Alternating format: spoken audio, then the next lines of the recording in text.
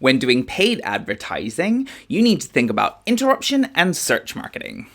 Hi, I'm DJ from Rainbow Dragon Digital, and in today's video, I'm going to be talking about a really important distinction between different types of paid advertising that you need to be aware of as a marketer or business owner.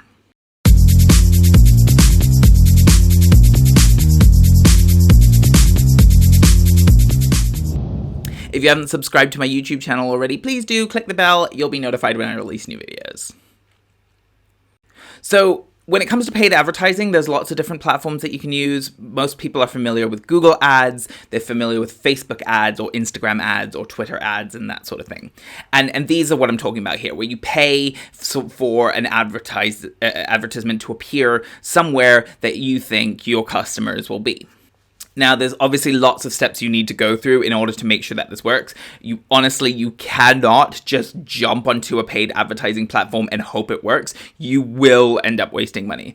Unless, of course, your product is ridiculously unique and you are a complete tech wizard, you will find that you need to do a little bit of planning. But the planning isn't super difficult. It's the same steps that I've got for your content strategy plan.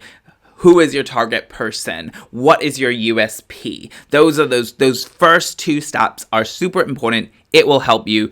Then step 3, you're choosing that channel. You're choosing the paid advertising channel. Then you're creating content that matches that channel. So the right content for that channel. And then you're timelining your process. It's the same plan, right? But in this video, I want to talk to you about this 2 different types of paid advertising and why that really, really matters in terms of making sure you're getting the right content on and making sure you're targeting the right person. So the first type of advertising I want to talk about is search advertising, and this is the easier one. Okay, search advertising is when you are putting up an ad in front of people when they're already searching for something. So this is obvious example is Google ads, but you've also got things like Bing ads, you've got Amazon ads and stuff like that. So any platform where people are actively searching for stuff, this is search advertising. And the important considerations around search advertising is that people are already searching for your thing. So they're already in consideration stage. You know that marketing funnel, it's on my website and the top step is awareness, right? And then the second step is consideration. So in search advertising, they're already in consideration stage. They know what they're looking for.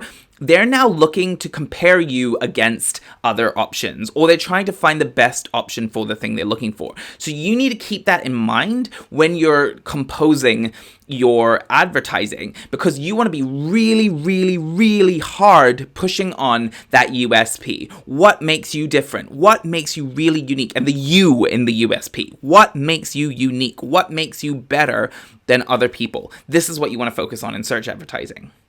It's also where I would suggest that you might want to start, actually, weirdly enough, because even though it's the second layer of the funnel, this is where people are already ready to buy. They're already looking for the thing. So you're actually probably going to get better results here, obviously, depending on your business. The second type of advertising I want to talk about is interruption marketing, and this is where people often really, really get it wrong. Right? So interruption marketing is things like Facebook ads and Instagram ads and Twitter, where you're interrupting someone when they're in the process of something else. And this could also relate to a lot of offline advertising, like flyers and posters and billboards. These are not things when people are searching. You're interrupting their flow and you need to get their attention.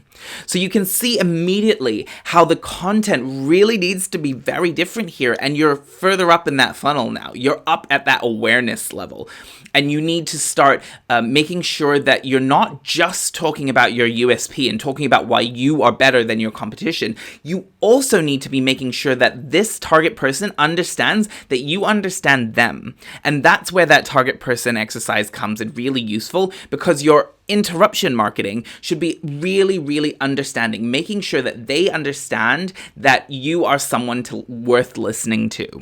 And so you when you're interrupting someone, you need to give them a really, really, really good reason to interrupt that flow and come to look at your ad. There's a lot of complexity around this. There's a lot of detail, and there's a lot of ways that you can not only get it wrong in terms of not producing the right stuff for your business, but get it wrong in terms of producing marketing that's contributing to that social dilemma problem, that contributing to this idea of grabbing attention, capturing attention. So it's a place to tread carefully in, but if you do it effectively and you do it ethically, it can be really powerful for your business.